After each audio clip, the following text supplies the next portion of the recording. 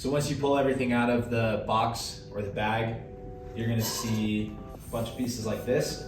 You're gonna find the numbers and you're gonna line them up with the matching numbers.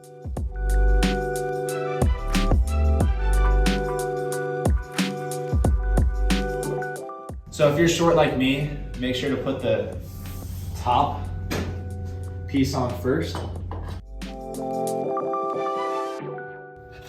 For our 3x7s, the base piece is gonna look like this. And that just goes into here.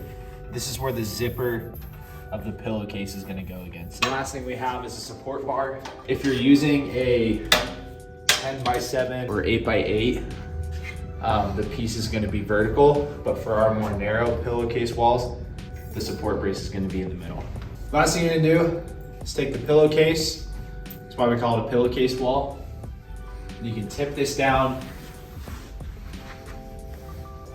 fit it over.